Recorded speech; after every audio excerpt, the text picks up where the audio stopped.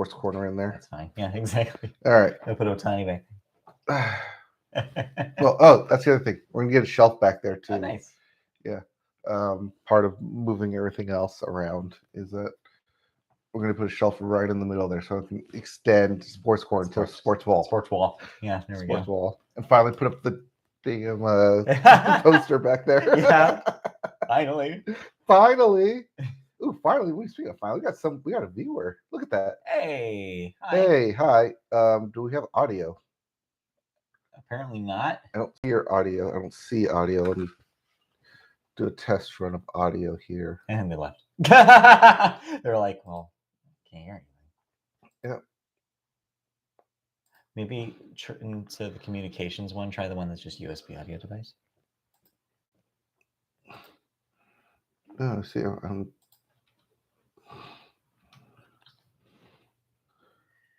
Yeah, we're not getting anything. Oh no, it's going. That's weird. Yeah, I hear it. I'm fine. I hear it. We're good. We're good on the live stream. Who the hell knows? It's just not showing green. All right. Whatever. Well, it works there, and we got audio here. So whatever. If you can't hear us on the YouTube, all right, you can find us on the Podbean. Oh, that's next door. They're going golfing. All right, we're gonna start here. Go to stereo. 5, 4, 3. Hello, everybody, and welcome to another episode of the Media Boat Podcast, your one-stop shop for weekly updates on news and reviews of movies, TV, music, and video games, but not necessarily in that order. My name's Mike. His name is Matt.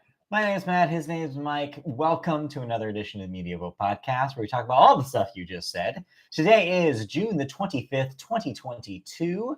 This is episode 337. And we are in the summer, baby. It is heating up over here. It is getting warm, getting your swimsuit on. You got your Hawaiian shirt on. We are living the summer lifestyle. You know, it's summertime when the weather is heating up and the news is drying up. Yes. It's going to be a little bit of a slow one today, but we have some cool things to talk to you guys about nonetheless. So why don't we just get started? Yep. And we start with the music section, where we start the music section with the Billboard. Yes. And we start the Billboard with the Hot 100. What's hot? Oh, as it was once again, as it was last week, as it was the week before, and as it was the week before, Harry Styles, as it was number 1. Yep. Still. At 2, First Class by Jack Harlow, but really it's Fergie. No. Number 2, First Class by Jack Harlow. Yep. Coming in at 3, Wait for You by Future, but really it's Drake. Coming in at 4, jumping up to 4, It's About Damn Time. Yep. By Lizzo, and reaching the U.S. Billboard Hot 100 in the top 5. It was number 4 last week, so it's already been a week on the chart. I thought it was the week. No, they swapped after. Lizzo and Kate Bush they swapped. All right, Running Up That Hill. Yes, A Deal with God by Kate Bush. Forgot about that. I still think of the UK charts where it's still number 1 over there. It's been stuck in my head for 2 weeks, and it will not escape. It's okay. Once Stranger Things is over, we no longer have to talk about Stranger Things. Ooh, which reminds me, I need to have an argument with someone later today about why I don't like Stranger Things. All right. Well, not here on the podcast, just in real life. Yeah, look forward to that. As for your Billboard 200, your albums chart. Yes. At number 1, Proof by BTS, because BTS Army. Yeah, they showed up. Yep. At 2, Un Verano Sin Ti by Bad Bunny. Coming in at 3, Harry's House by Harry Styles. At 4, 12 Carat Toothache by Post Malone. And rounding out your top 5, I Never Liked You by Future. And expect to see Drake at number 1 next week. I was about to say that. If you're wondering where Drake was, which we talked about last week, next week. It's going to come out next week. But if you didn't like any of those albums, or didn't like Drake's album, we have new releases, including Love, Damani by Burna Boy. Burna Boy. That's an R and an N. That is an M. That is an R and an N. That is an M. You're an M. Zoom in. There you go. Oh, there it is. Wow. So that is Booma Boy. Burna Boy. Booma Boy. Whatever. Burna Boy. We also have Tremblers and Goggles by Rank. By Guided by Voices. That sure sounds like a name of an album by Guided by Voices. Jazz Code by Moor Mother. And Electrified Brain by Municipal Waste. Oh, Municipal Waste. Yep, just taking out the trash there. So let's get to our music news, shall we? And we start with a little bit of a crossover with the movie section, as legendary composer John Williams has hinted, again, that Indiana Jones 5, the upcoming Indiana Jones film, might be his last film. Yeah. For those of you who don't know or are completely new to the scene, John Williams, Oscar-winning composer behind the scores of Jaws, Star Wars, E.T., and more, recently teased in an interview that it might be his time for him to hang it up. Quote, at the moment, this is John Williams, quote, at the moment I'm working on Indiana Jones 5, which Harrison Ford, who is quite a bit younger than John Williams is, I think he announced that it will be his last film. So, this is John Williams thinking, I thought, if Harrison can do it, then perhaps I can also. At this point in life, it's a long commitment to me, pointing out the fact that you need a 6-month commitment for blockbuster films, and John Williams recently turned 90. So, yeah, a 9-month commitment for a 90-year-old, maybe it's time to hang it up. But he, the 5-time Oscar winner, did make it clear that he wasn't going to close the door on music fully. He said, quote, I don't want to be seen as a categorically eliminating any activity. So, a couple things happening here. So, basically, we also found out from this story, and was, I think, confirmed, that, Harrison Ford's done after this, and rightfully so. The man has slowed down, let's say, in the last decade of his acting career, and it's been rough to watch. He can't do the action stuff anymore. No, and so to see him wrap up with the final Indiana Jones film will seem fitting, and for John Williams to do that alongside him makes a lot of sense. But honestly, the one takeaway that I have bigger than anything else from this is, like, it's very funny listening to a 90-year-old be like, I don't know, maybe I'll retire. Like, come on, man. You are so rich. Every time somebody plays the fucking Darth Vader march, Imperial March, or Luke's theme, a check for money. You should be so rich at this point. He doesn't do it for the money. Sometimes it's just for himself. Yeah, but still, it's like, man, if you're John Williams, you can retire pretty happy at this point. Why didn't he do it when he was 60? Who can say? But because Steven Spielberg calls him up and says, hey, I'm working on a new film. Would you like to score it? You're always my first call. Yeah. And does John Williams ever say no to Steven Spielberg? Guess not. And Kathleen Kennedy is like, hey, we need a new Star Wars thing. Hey, we got all these Disney Plus projects. Should we go to you or Michael Giacchino? Right, exactly. Yeah, Michael Giacchino is working really hard lately, though. So I don't know. Like, maybe. Like, hey, we can't really get him. So, you want to come in for like a week's worth and write some stuff? But anyways, I don't blame John Williams for wanting to finish up. He's older enough where, let him take a break. Let the man take a break for a little bit. Take a break. Please. All right. Speaking of things that took a break, Lorde. Sure. Took a long break between albums, and here we are 1 year later from the release of not from the release of Solar Powered, from the announcement of Solar Powered. So just a little bit of a recap. When Solar Powered was released in August of last year, it received a bit of mixed reviews from the critic. Although Variety senior music critic Chris Williams wrote in his review that the star, quote, has pulled off one of the more difficult stunts in pop music, making a happy album that's a good album, end quote. And many other reviewers were more ambivalent. Yeah, including us. Yep, deeming the album as underpowered compared to Solar Powered. And her, quote, least vital project. True. So in her newsletter, Lorde acknowledged the response, calling the experience, quote, at times painful to sit with. And here's the whole quote. Yeah, and here's the full quote. It's been a year since I announced, this is Lorde speaking, the release of Solar Power. I can honestly say it has been the year with the highest highs and the lowest lows I think I've ever experienced. It took people a while to get the album. I still get emails every day from people who are just coming around to it now. And that response was really confounding at times, painful to sit with at first. I learned a lot about myself and how I'm perceived by making and releasing this album, and I feel significantly more connected and alive in my art practice and life than pretty much ever before. Sounds dry, but it's true. In spite of the mixed response, Lorde maintained that she was grateful for the album and for the fans that supported it, saying it was necessary for her evolution as an artist. Yeah, I mean, I included the story not because it's news, but because it's interesting. You don't often get a artist making a statement about like the reaction to their record. Yeah. And if you do, it's usually right after like Drake this week talking about like, y'all don't get it. And the reactionary stuff is not interesting. But what's interesting to me is like artists reflecting like with time spent. And this is what Lorde is doing here. I mean, I think she's right. I think this is a necessary step. I think a lot of artists will have an album that they want to experiment on and do something a little different than before just to feel it out. And I think that's what Solar Power ultimately was.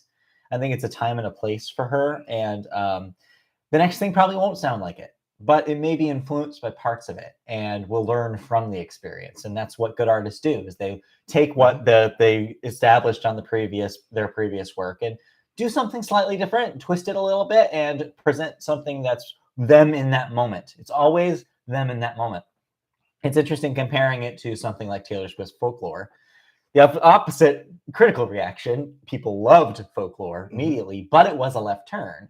And so it's really interesting to see those two things, similar moves, completely play differently in the actual critical reception. And yeah, I'll stand by it. I think Solar Power is not a bad record. I mean, when we talked about it, we made sure to mention that it's a well-produced thing with some good stuff in it. It's just for Lorde, an artist who set the bar so high with Melodrama, our favorite record from that year here at the Media Boat Podcast. It just was it was hard to reach those highs. And I think that anything lesser than that, we were going to immediately criticize. I mean, we had the same kind of problem with Starcrossed. Yes, exactly. With Casey Musgraves, following Golden Hour. So, you know, when you have such a huge response from a huge critical album, it's tough. It's really tough to follow that up. So, yeah, I can't blame Lorde for feeling down about some of the reception here. But also, it seems like she learned what she needed to learn from the experience, and that apparently touring on this thing has been a lot of fun for her. So, and honestly, that's an artist's lifeblood is the tour and making that the best part. I mean, that's what Taylor always says about the Reputation era, is that the tour was the most fun tour she's ever done. And it was huge and it was bombastic every night and the fans loved it. And honestly, that's a win. Like, it doesn't matter what Spin thinks. It doesn't matter what Rolling Stone reviews your record if you're killing it every night for the fans. So all power to Lorde. I hope she bounces back, and I hope the next thing we hear from her is stellar, and I'm sure it will be. Interesting you brought up Taylor Swift and Reputation, because she didn't get to do her tour on Lover. Yes, there is a rumor going around that there might be a resurfaced Lover tour coming in February of next year. Ooh. Apparently somebody saw it on their concert app. Okay. It popped up February 2023, Loverfest, and somebody was like, she's doing it again.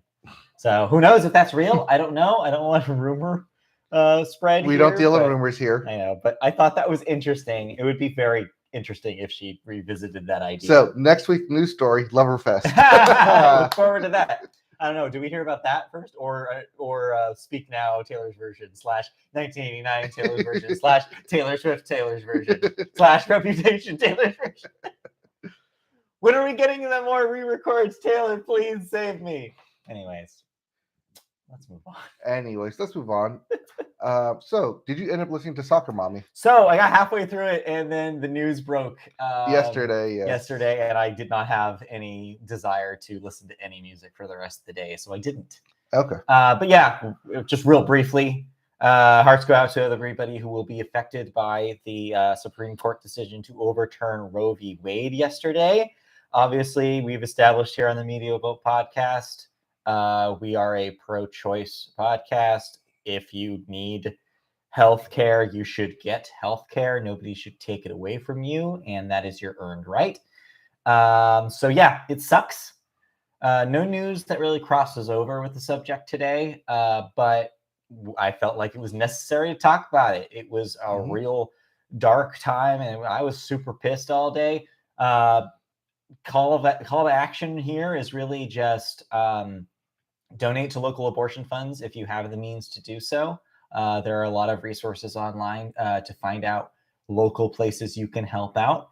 Or if your local place is pretty chill, like here in California, and you're lucky to live in a place that likely will not have those rights stricken from you, donate to a state that doesn't have that. Donate to something like a deep red state like Texas, Alabama, where they're going to need all the help they can get in the coming months to not immediately become a very dangerous place for people who want to make decisions for their own bodies. So yeah, just look into what you can do. There's plenty of resources online. Be active in local elections. We've learned the hard way that nationwide elections, it's a crapshoot. But what you can do is you can help on a local level. Vote in primaries. Vote in. Try to be active in local, go to local protests if you can and you feel safe doing so. Support people who are in it. Give people a ride to the clinic. Like, it's seriously like little tiny local things you can do to help your community, and that grows into a movement. So keep that in mind. Stay safe, everybody, and yeah, just stay posy. A better world does exist and can exist. Anyways. You listened to a record, though. Yes. I asked if you listened to Soccer Mommy, and you just took the ball and ran away with it. We had to do it at some point today. Yes. But yes, now for something completely different. Yes. Country music. Country music. So he wasn't on your release schedule because you put country artists on their release schedule. They're not on Metacritic. Blame them. Anyways, Jimmy Allen. Yes, that is Dancing with the Stars. Dancer. Yes, Jimmy Allen. Jimmy Allen. What he's known for. That Jimmy Allen, which if you've watched that's where he's from. Put out his third official release studio album called Tulip Drive. And Jimmy Allen is a very 90s sounding artist. He sounds like Thomas Rhett to me. Okay. A lot of his songs and music and lyrics sound like they were written for Thomas Rhett, but he's keeping them for himself. So when you say 90s, are you talking about like stuff that sounds like that era Tim McGraw or that era like Alan Jackson? No, I'm talking about like that era pop, because he's pop country. Well, okay, that's different. Yeah, he's pop country, and he's steering really well into that pop country. Okay. Which is why I bring up Thomas Rhett, because he's also very pop country, very, as I've named him several times in this podcast, Thomas and the Rhetts, because he does his own backup vocals to his own songs. Right. And Jimmy Allen kind of does the same thing here. But there's a strict and immediate harsh turn where the first 5 songs on this album are very pop country, 90s style, very kind of boy bandish in a feeling. A lot of Max Martin influence, you can say. Okay. And then he goes into a Spanish song with CeeLo Green called Dinero. What? Wait, hold on. 1 second. Let's step by step through that sentence you just said. Yes. So he does a song in Spanish. Yes. And CeeLo Green is there? That's CeeLo Green, yes. Oh, boy. All right. It's called Dinero. And then it switches to 90s R&B inspired baby bump music. Don't call it that. Okay, love making music. We went over this, what was 2 years ago? Yes, love making music. And guess who else shows up on it? J-Lo. Okay. He has CeeLo and J-Lo appear on this album. Too many lows. Are there any highs? What do you mean? I think the whole album's pretty high, actually. Okay, I am pretty high on it. Okay. Oh, It's a high-ass album if the names of the songs are written lowercase. Oh yeah, That's all an the songs Ariana Grande-ass move right all there, the Jimmy songs Allen. are in lowercase. Also, you spelled his name wrong in the doc. It is? Yeah. It's IE? Yeah, IE right there. Oh, thank you, Come on. Google. Put respect on Jimmy Allen's name. Thank you, Google, for giving me the wrong Jimmy. Anyways. Anyway. Right, we talked about Jimmy Allen back with the Grammys because he was doing a lot of the pre-show stuff. Yep. I forgot about that. Yeah, and then I also saw him in concert with Brad Paisley. Yes. Last year. Oh, cool. Yeah. So yeah, this is his third album released from it. It's a really good album, but just keep in mind that it's gonna probably whiplash you about that sixth song with CeeLo and De Niro, and then it goes to a completely different side of him. So it changes a lot. Does it feel of a piece? Because I remember when I talked about Post Malone a couple weeks ago, that felt pretty cohesive of an idea, even though it jumped between genres. Does this feel the same way? Oh yeah, no, because it sticks mainly with that 90s like that 90s song sound kind of feel, especially with the lyrics as well.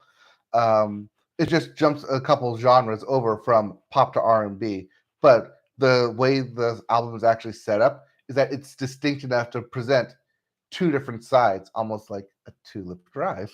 I see. I see what he did. There's the album coming. There you go. But no, I like this album. Not probably my favorite album especially of the year, because coming with some big hitters.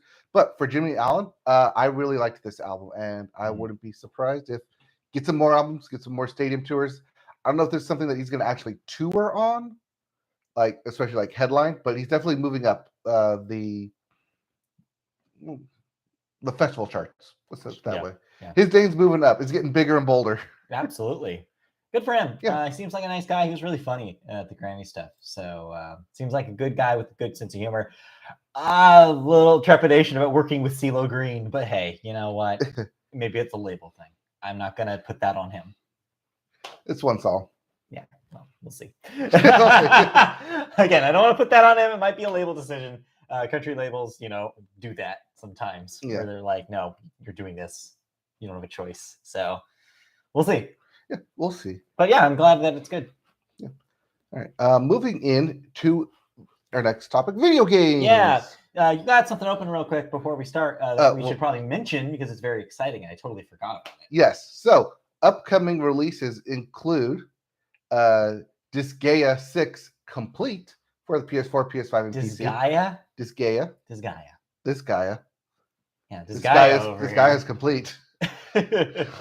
DNF Duel for PS4, PS5, and PC. MX versus ATV Legends, which is the motocross ATV game, for everything but the Switch. Yep. Tour de France 2022 for everything but the Switch. Right back. Notably less Lance Armstrong on there. Yes, we go 100% less.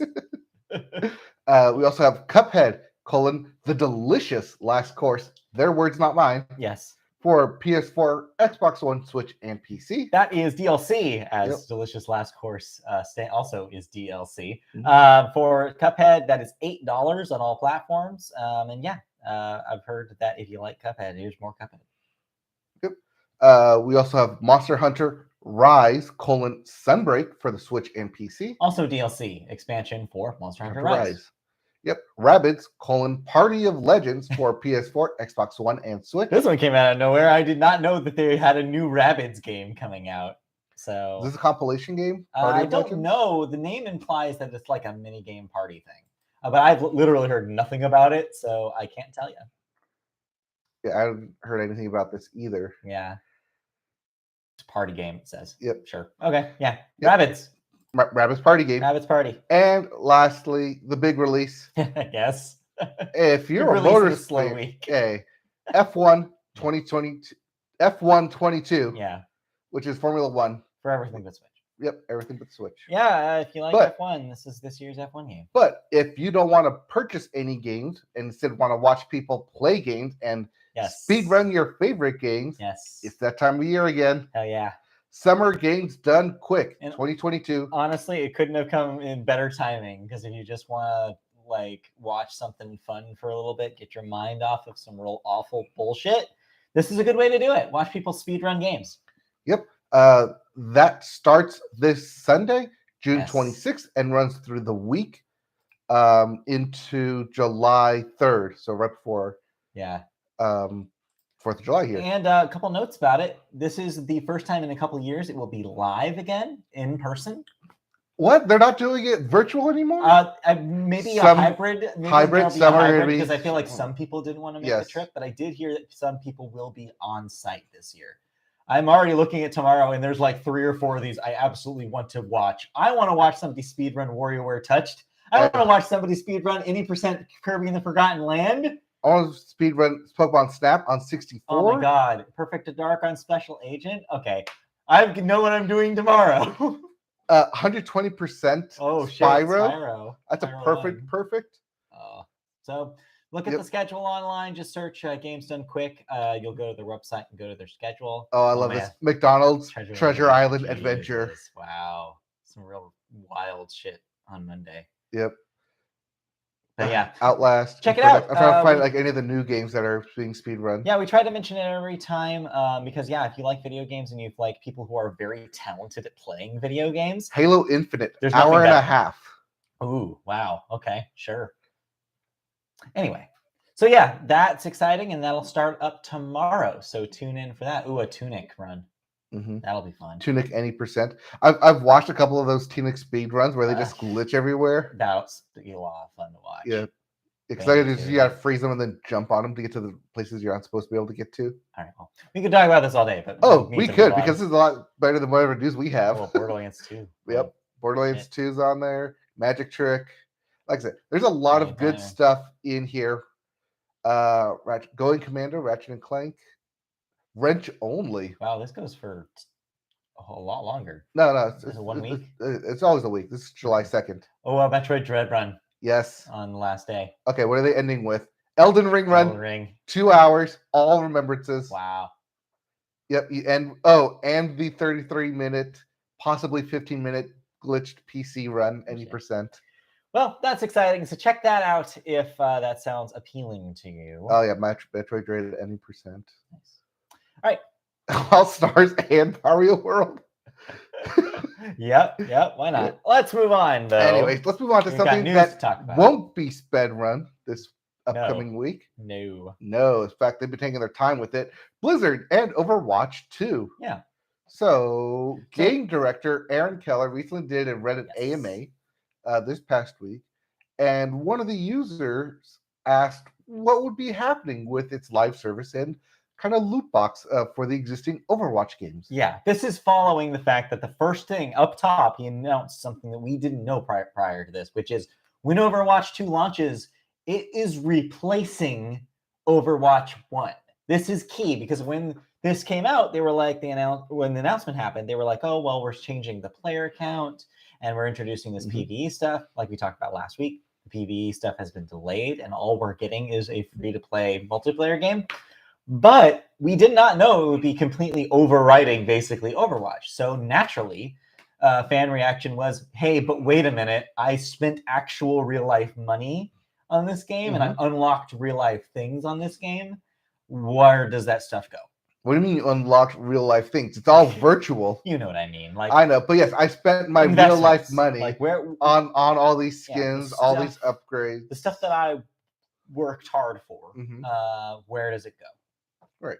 So, game director Aaron Keller replied to this comment, quote, "We'll share a more detailed explanation on all of these topics before Overwatch 2 goes live in October," which means they have about 3-ish months left to talk about it. Quote from John Spector, the franchise's commercial lead, quote, "To give you a quick answer now, though, those existing currencies, including the credits, OWL tokens, and competitive points, will come with you to Overwatch 2. We are not transitioning loot boxes into Overwatch 2, and ahead of launch, any unopened loot boxes will automatically be opened with your account, receiving all the contents directly. Overwatch 1 credits come with you to Overwatch 2, but the new virtual currency will be the main currency, and there will be things in Overwatch 2 that will not be purchasable with Overwatch 1 credits. So yeah, with a lot of live games in like transition like this, you do have a very hard line to walk because you want to ultimately wipe the slate clean and introduce a completely new marketplace, and that's what seems like their ultimate goal is. But for the time being, while they're dealing with people transferring into the new game, they have to at least let some of that still count. And so you kind of see in this language that they're kind of hedging about this, where it's like, yeah, you can use some of this, but we'd really like you to get on the new stuff and forget about the old loot boxes, because obviously they probably don't want to be associated with the term loot box anymore after what's happened since the release of Overwatch 1 with I that wonder word. if they can't call things loot boxes anymore, call it something else. I imagine that since they're going on a free-to-play model now, I imagine they go really hard on skins and stuff like that, because that's the new version of that. Microtransactions? Yeah, but like microtransactions that aren't randomized like they used to. When Overwatch 1 came out, it was a very different temperature around that kind of gambling in games. Now, completely different world. You cannot go hard on that anymore. So they've learned from that, and they're moving on and trying to do something new. So yeah, if you are at home listening to the show and you are an avid Overwatch person and you have information for us about whether there's trepidation about moving on to moving your stuff, if you have any stuff that you feel like has been lost, hey, give us feedback. Email us at mediaboatpodcast.com, mediaboatpodcast@gmail.com, sorry. And let us know what you think. Give us feedback. Tell us what, from the Overwatch fan perspective, about how this will affect you. We'd love to learn. We do. We do. It's true. I mean, yes, we give you news every day, every week. Can't stop. Can't stop, won't stop. Speaking of can't stop, won't stop. Well, can stop, turns out. Turns out you can't stop Microsoft, because they have acknowledged that there is a current shortage of Xbox controllers after many major retailers completely sold out this past month. So at the time of this reading, major retailers in multiple regions are completely sold out of Xbox wireless controllers, and the peripherals seem to be particularly scarce in Europe. So in the UK, there are currently no controllers in any color in stock at retailers. Game, Smiths, Argos, Currys, or even the official Microsoft store. And those are British names. Store names. So Amazon UK, Amazon UK is one of the few retailers with stock of the original Carbon Black controller, which was added but may or may not actually be sold out right now.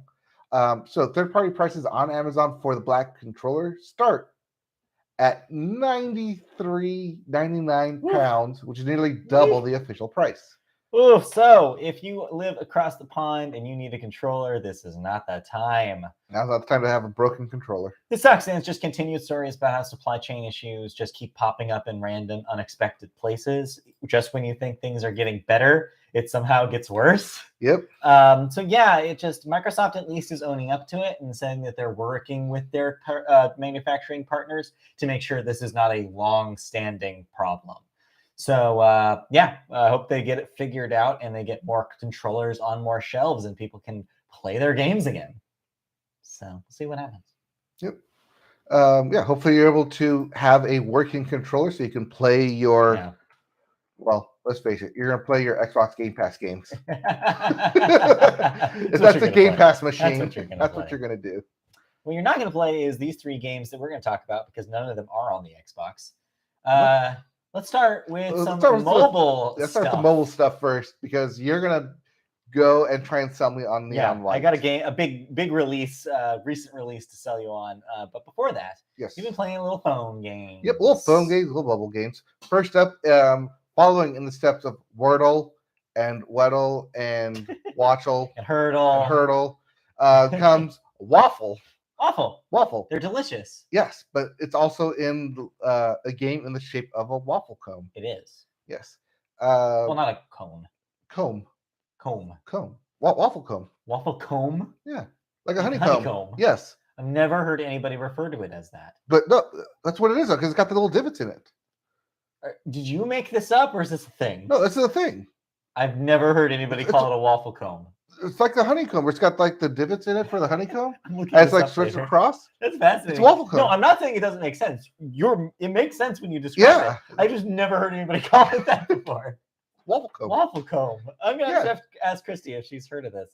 Anyways, so Okay. what is the waffle? So the It's waffle a word game like Wordle, right? Yes, word game like Wordle, but it's also a crossword game where it gives you all the letters, and you have to move them around across the board. It's the snowman voice. I gave you all the letters. Yes, I gave you all the letters. You just have to put them in the right place now. So yeah, it's fun. It's moving around. It gives you set amount of, I think, like 9 or 15 moves, and you just have to move around and try and create the words that match all the spaces going across and up and down. Yeah. It's fun. It's sweet. It's simple. It's simple. It's not going to take over my daily Wordle, which, by the way, I did cross 100 consecutive days. Wow. At 100%.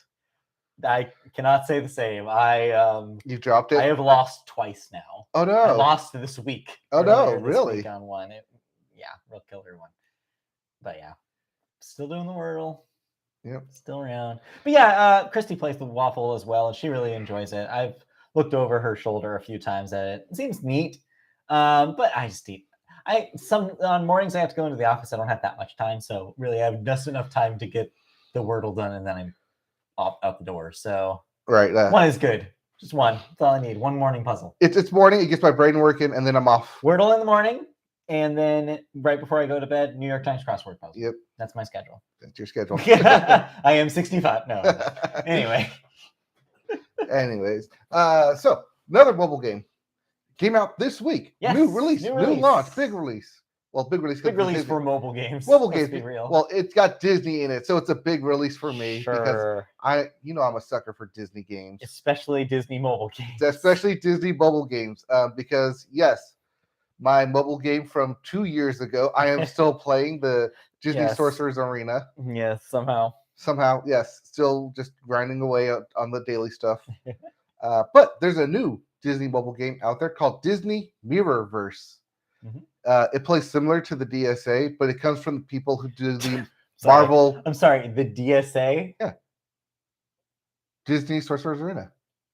Do people call it that? Yes. I'm saying all I'm thinking of is the Democratic Socialists of America, which I am a card-carrying member of. So it was very funny to hear you say DSA. Like, oh, the DSA? What? Are we no, not that DSA. Organizing? What? Anyways. Not that DSA. Not that DSA. Go back to sleep, Bernie Sanders. We didn't wake you up. Anyways, Disney Mirrorverse comes from the people who brought you Marvel Contest of Champions. And it plays out much in the same kind of fashion where you're given these different champions. You earn them through, essentially, it's a loot box thing. You got to wait your turn, or you can get crystals. I won't go into the specifics of like every little thing because it's a mobile game. It's a mobile game. You know what you're getting into. It's a but also, thing, but the hook here is that every hero also has a dark version of the hero that you end up fighting. And I really like the hero design. Is that why it's called the Mirrorverse? Is that the dark versions of the heroes live in the Mirrorverse? Yes, but it's also deals with like the multiverse of like worlds colliding. So it has a little bit of a Crisis on Infinite Earth going on with the actual story. For those of you that care about the actual story, but I'm here for like the character designs on it. Sure, they're very like the hardened Disney characters that it looks like a fantasy interpretation of Disney characters. Yeah, a little bit of actually, I think I was talking to you or someone else. That's a little bit like Final Fantasy inspired version of these Disney characters. Not to be confused with Kingdom Hearts, which is actual Final Fantasy with Disney characters. Yes, this is not that. This is they're emulating a high fantasy style for their existing Disney characters. Yes, so, when you have Snow White carrying around a big giant pickaxe that looks like a scythe. I'm looking at a screenshot right now of Snow White, which would appears to be a giant gun. So hey, no, that's a pickaxe. That's an axe. Okay, it's an axe. It looks like a gun. But all right, sure. There's Sully from Monsters Inc. in fucking battle armor. Yep. Here's Donald with his anchor. This goes hard. I don't it know goes super hard. what is Everyone's happening here. armorized. They have armor on them. Everyone's just completely like souped up in battle mode. I don't understand So unlike what's happening here. So unlike typical arena games where you set up your champions and then they go and fight, this one plays a little bit like League of Legends where you're able to control and move around. But it's not a MOBA, is it? No. Okay. It's not a MOBA. It's not a 5-on-5. All right. Because you control up to 3 per fight. Okay. And even though there's 4 different classes, so you can only put 3. Simplified MOBA? It's a very simplified, story-driven MOBA. Weird. Okay, weird. I didn't know what this was. There's no PvP on it yet, but they say it's coming within the next month. Okay. Sure. Yeah. But there's alliances. There's guilds. Alliances. You can join them. You do daily stuff. Sometimes I think about mobile games and I think like it's like a different dimension. Like stuff's happening in that world that I'll never ever know about. That's why I'm here. I'm constantly checking on stuff. Yeah. So this actually been in development for quite a while because I pre-registered for this game. Oh. I want to say early this year, if not last year. All right. And it finally came out. I just got I randomly got the notification that this game downloaded that you pre-registered for. Go enjoy it now. Finally play it. I'm like, what? Really? Now? Thank you. Finally. God, it took forever. Yeah. All right. Well, cool. But yeah, it's neat. It's like I said, it's one of those like champion mobile games. Tiana and Stitch update. Yep. Tiana looks cool. Oh yeah, they're cool designs. That's what keeps me coming back. Right. Oh, but I need to show you the Woody design because he's just straight up human. I need to show you Woody. Oh, he is just like straight up like human.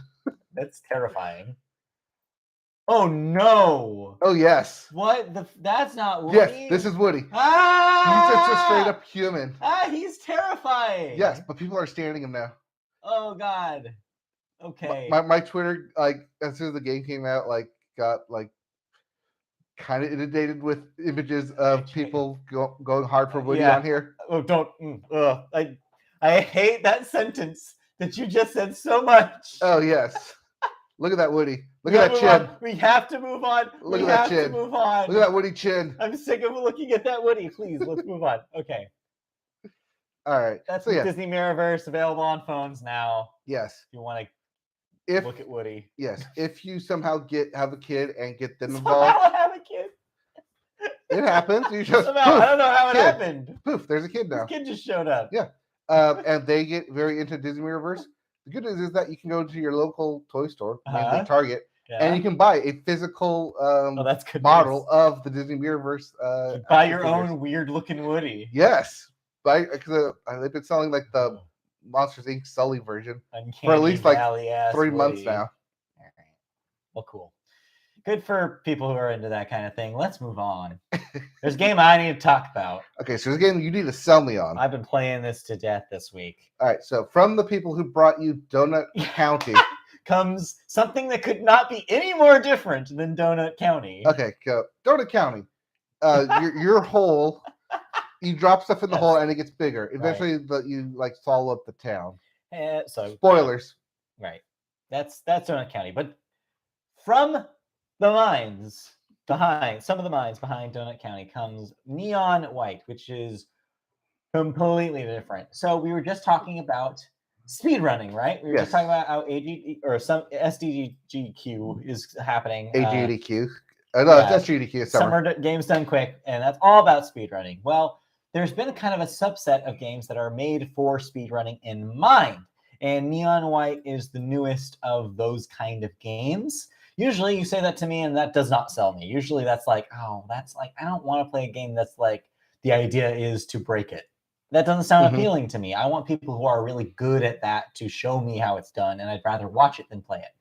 But what Neon White does is takes that basic concept and makes it feel and walks you through it enough step by step that you feel like it's teaching you, and you never feel like you're getting lost in the minutia of the step-by-step process of doing things fast. It's sectioned off into little tiny 30 to 45 second levels. I think the longest I heard it goes is like maybe a minute ever. They're very short, compact, like obstacle courses, essentially, that you have to get to the end of as fast as possible to get the best possible time. All within this framing device of an anime-ass world where you are a dead human who has been sent to hell, but heaven has picked you up to earn your right to salvation, basically, by competing in these challenges. If you are the best at doing these speedrun levels, you will basically get to stay in heaven. Also, your character, because you died, has amnesia. There's certain things about your past that you don't remember. You're encountering people in heaven that you also vaguely recollect from your life. Maybe you were friends, maybe you were rivals, who knows? And you're trying to speak with them throughout the course of this game to find out, unlock these old memories and find out what was your relationship to these people and how can you work together possibly to get, like, just to be able to stay in heaven and get redeemed. And they're all called Neon. So you play as Neon White. And then there's also Neon Red, who is the cool sniper lady. Neon Violet, who is a little death-obsessed goth girl. Mm-hmm. And then Neon Yellow, who is a bro-ass bro voiced by Ian Jones-Cordy of OKKO voice and creating. It's amazing, the vibe of this thing. And the levels are so much fun. I'm not somebody who is like that kind of person when it comes to like, I want to speed run a game. But the way that they walk you through the process of actually platforming and shooting through these levels is educational enough. It walks you through it well enough that you get it immediately. And it's so much fun. So to explain what you're doing moment to moment, it is a first-person shooter. Mm-hmm. You are running to your goal while jumping to platform, trying to figure out these platform-based puzzles. When enemy shows up, you have to shoot them. How do you do that? You pick up cards in the world that are weapons. Some of them are handguns. Some of them are like rifles. And you have to, in most levels, defeat all of the demons you encounter to get to the end. So you have to not only go as fast as you can, but you have to make sure to kill every enemy on the way. The other thing it does is that every weapon has a alternate fire mode, essentially, with the right click on the mouse, that does something to help you with the platforming. For example, the rifle shoots like a grenade, sticky grenade, essentially, Mm-hmm. that can, one, destroy a lot of enemies at once. So if you see like a pod of dudes, you can shoot a grenade style thing at them and they all get destroyed instead of shooting them each, because of course that takes more time. Or it can launch you further up to a hard to reach platform if you jump on top of the explosion of that grenade while it's happening. Same thing with like the handgun. The handgun, when you discard the handgun, it's a double jump, a midair jump, which helps you to get to a further platform too. So you have to be strategic sometimes about when you want to use which weapons when, because also ammo is limited. So for example, if you shoot a demon before you need to use that double jump with your handgun, the handgun's gone and you will fail the level, because the game is designed to tell you, we gave you this weapon for a reason. Figure out how the best way to use it is. The whole game is designed around that idea. You're picking up these power-ups at strategic locations in the level to tell you, to interpret what the next thing to do to solve that platforming puzzle. This sounds like a very speed-running game. Yes, it is designed to compete with your friends to get the fastest time possible. The game even encourages you to do that by giving you hints if you're close to getting that good time. It gives you medals when you finish: bronze, silver, gold, and then an ace medal. An ace medal basically is you figured out the shortcut, you figured out the best way to do it. And you can replay levels to try to get those. Is this the game telling you that this is the best way we found to build it? In fact, there are even developer medals that you can get that are red. I have not got one of these yet, where if you beat the developer time, you get one of those. And people are already doing it. Oh. People are already breaking this game and figuring out better ways than even the people who made it got through the levels that they designed. So you're probably thinking like, well, I don't want to hit my head against a level over and over again to try to do it and then fail. Well, good. The game's got your back, because if you get a gold at least, and but you're not quite to that ace time, they will give you hints the next time you go through. A little hand will appear in the level and be like, hey, what if you went over here? And so you'll see it in the corner of your eye and you'll be like, oh, if I use the dash power over here, I can dash across this platform and completely bypass this whole part of this level and then shave off like 10 seconds off my time. A lot of that. And so it encourages you to play levels over and over again. This sounds like a speedrunner's wet dream. Oh my God, it's so good. But you hate speedrunning. But I'm obsessed with this. It just feels so good to play. It feels fast, and the jumping feels good. There's a good control over it. Also, keep in mind, I'm playing on PC with mouse and keyboard, which is a thing I never do. I'm a controller guy. But the reaction speed is so crucial for this game. Which brings me to the point is, as much as I want to sell you on this game, you don't have a PC that can run it as well as you'd need to. But it's a Switch game too. And the Switch port, is it frame breaking? I feel like we'll give you the idea of the game, but it's the best experience with a mouse. Okay. And that's why I'm hesitant to be like, pick this up on Switch right away, because I have heard like people do enjoy the Switch. Also, the Switch version does have gyro support, so you can, in handheld mode, you can like aim manually for some of the more pinpoint accuracy for shooting. And some people swear by it, so maybe. Unfortunately, I don't know if there's a demo for the Switch version. I would recommend, if there was, for you to try the demo first before you spring the $25. But I think it's pretty cool what they've created. One last thing I didn't mention is, so I mentioned your other characters who are kind of your friends / rivals in the game. There is a Hades-esque gift-giving mechanic as well here. That was my second thing when you said that each run is only a minute long. Yeah, so you're also finding presents in the world as well. Those do not, you can get without having to worry about your time on the level. So, for example, you can just hop in and stop for a while, look around, and see if you can find the present in the level. And then in between levels, you can go to like the hub world, the little bar, and give a present to your friend / rival and learn more about them. You either are unlocking dialogue options. You can unlock those nectar things from very Hades. From Hades, it's very Hades, where you're unlocking that stuff. And on top of that, you'll unlock side missions from them that are fun extra challenges that are slightly different than the speedrun levels. For example, Neon Violet, your little goth friend, she will give you super hard challenges where all the walls and ceilings are covered in spikes, and you have to like master the double jump to not get hurt by the spikes to get to the end. Okay. It's just so much fun.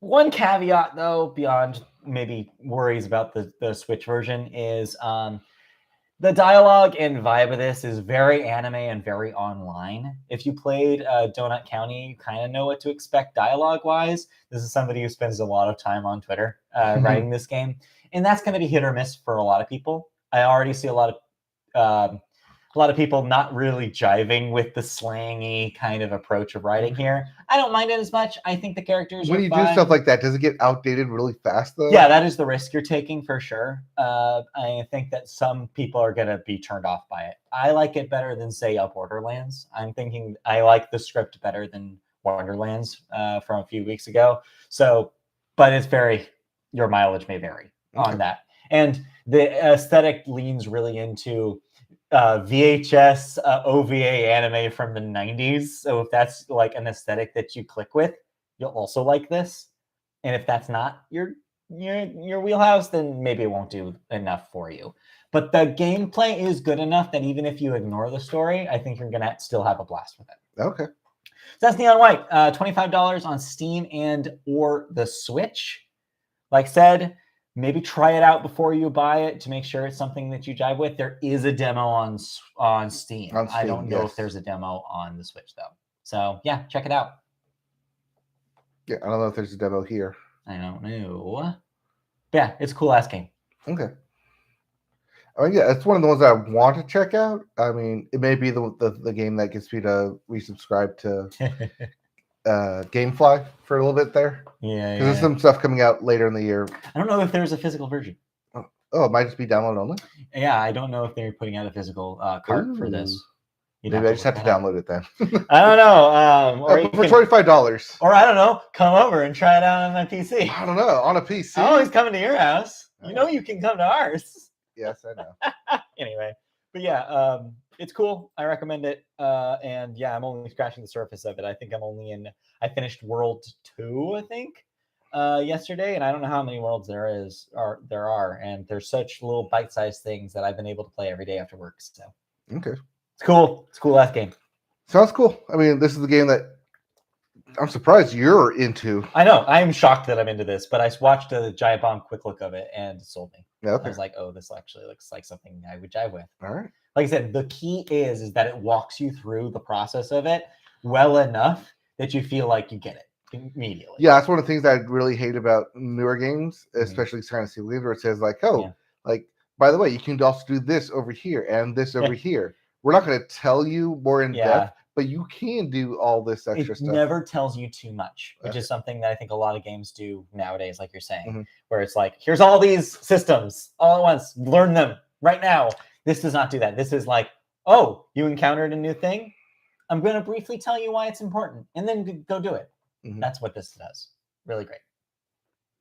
So look forward to seeing maybe we talk about this at the end of the year. Ooh. It's that good. Ooh. Okay. And I haven't even finished it yet. I haven't finished it yet. All right. Let's move on into the second half of the show, which we always start with television. And we always start the television section with the Sports Corner, which is right behind us. The dynasty continues with the youngest of the Mannings finally committing to a school. The other shoe dropped here. Yes. We talked about it for a while now. Yes. Arch Manning has committed to Texas. Yes. So Arch Manning is graduating next year, class of 2023. Texas is also graduating next year, starting in 2023. To play for the SEC. Yes. Ooh. Also, the head coach at Texas, Steve Sarkisian, famed quarterback coach for NFL players. Also, this is the molding of an NFL experience here. It's almost like they're preparing him for his future already. Oh, yes. No, they've come out and said that we're preparing him for an NFL career. Man, what if he doesn't like football? What if all this is like really killing him and honestly he wants to play baseball? What if this man is just like sitting there and being like, man, I just really want to be a shortstop. Why am I here? He just gets hit one time and just done. Like, you guys, he wants to rebel. He wants to his rebellious phase. I don't want to play football. There's other Mannings out there, but you realize that this is Arch Manning who's been trained under Peyton and Eli. Yeah. Who's gone to their camps year after year after year just to improve himself. I just think that's really funny. There you go. Write that script. I don't want to be. Kid from a football dynasty does not want to play football, and he's forced to play football. We already wrote that script. That's Eddie's $1 Million Cook-Off. Very different. Anyway, Same concept. But yeah, he's committed to Texas. Yeah. Funny enough, when we talked about NIL being available to all the college athletes, and we talked about Quentin Ewers of the Ohio State. Oh, yeah, we don't have that story this week. Here. I'm also going to add the Ohio State story. I'll talk about that in a second. Yeah, I'll talk about that in a second. But yeah, so we've talked about Quentin Ewers of the Ohio State getting like his NIL deal without ever playing a snap. Well, he entered the transfer portal this past season, and guess where he went to? I don't know. Where? Texas. Hey. So there you go. Yep. He's already going to have competition when he gets there next year. But this is just going to improve the Texas stock of recruiting class, not just for the football team, but also for the school as well, because hey, you can go and watch Arch Manning play for 3 years. Yep. 4 years, maybe. Yeah, we'll see. Depends on how much money they wave in front of his face. How much booster money they wave in front of his face. Yep. We'll see. While we're on the subject of college football, we might as well move on to the story we just referenced. So the Ohio State has for a while been identified with saying their name, the Ohio State, every second possible. Also, whenever former athletes talk about it, they refer to it as the Ohio State. To the point where now they've gone and done the legwork to get the trademark for the word "the." Now, before you go like, what? That's not possible. How can they do that with a word called "the"? Let me be specific. This is specifically for use on merchandise. So this is so they can say "The Ohio State" on a t-shirt or a hat or whatever you get, whatever you say, and not have a different school replicate that. Or a different company replicate it. This is specifically for Ohio State apparel. Yes. So yeah, just for apparel. They've apparently been working for years to try to make this happen. I guess they were challenged at one point by Mark Jacobs, which was also trying to get "the" on their shirts. Yeah, I've been working on it for 4 years, which is a lot shorter than we've had this podcast. Yeah, but still. I want to say we reported on it 4 years ago when they tried to trademark it, but yeah, here's that other story coming around. But yeah, so we just think it's funny because I think it's very funny that they make such a point to say "the Ohio State" of course every single time. So yeah, it's silly, but I thought we love to talk about trademark law here on the podcast, and this was a interesting crossover between trademark law and sports. So there you go. Yes. The Ohio State. Get ready to see shirts with that on it very, very soon. Put it on a mug. Yep, put it on a mug. Anyways, elsewhere in sports this week, Matt Fitzpatrick has won the U.S. Open of golf. Thank God you put up golf this time. So congratulations to him. Yep. He beat Zalatoris by 1 stroke going into that final 18th hole. Nice. And of course, in hockey, the Stanley Cup playoffs continue with the Avalanche getting another win. No, it was the Lightning who won last night. The Lightning getting another win, where leading to a 3-2 series. Avalanche still up 1 game. So we'll go to Game 6. Yeah, I was hoping it'd be done yesterday and Avalanche would just win it. I thought when they were going to all the highlights. I showed the score at the beginning of the game. I was like, they showed the score on the jumbotron at the Angels game, and I was like, oh, okay, this is over tonight. Yes, no, I was hoping it was over, but no, apparently not.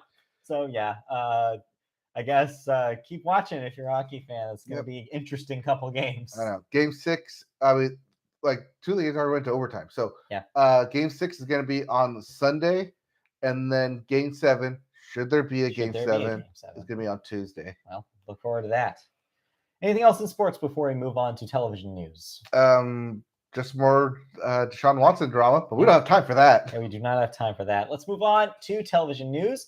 We start with the Daytime Emmys, because if you weren't paying attention to giant governmental Supreme Court fuck-ups yesterday, then you may have watched the Daytime Emmys. Or if you did watch the Daytime Emmys, they also mentioned the giant governmental fuck-up that happened. So anyway, Daytime Emmy winners included General Hospital, who won 5 awards, including the Daytime Drama, Supporting Actor, Supporting Actress, Young Performer, and Directing Emmys. It is now the most winning daytime drama series in history, having now won the top prize a total of 15 times.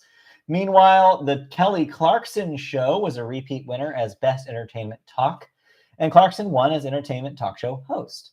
Entertainment Tonight once again won the Entertainment News Program winner, and among the big wins, Young and Restless star Michelle Morgan made history as the first Black winner in the lead actress category.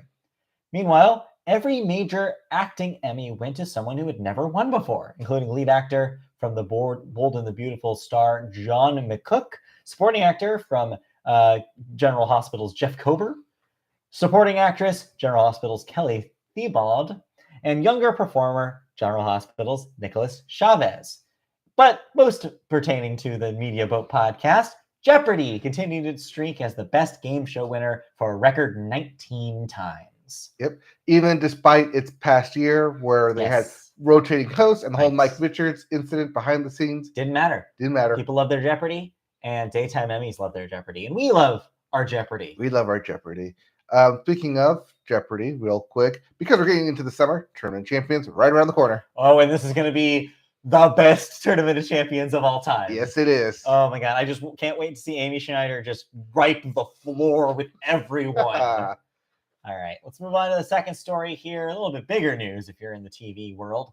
Game of Thrones talk has begun around the rumor mill again. So we've talked about the prequels before. The House of Dragons trailer is out, still planning on coming out next year.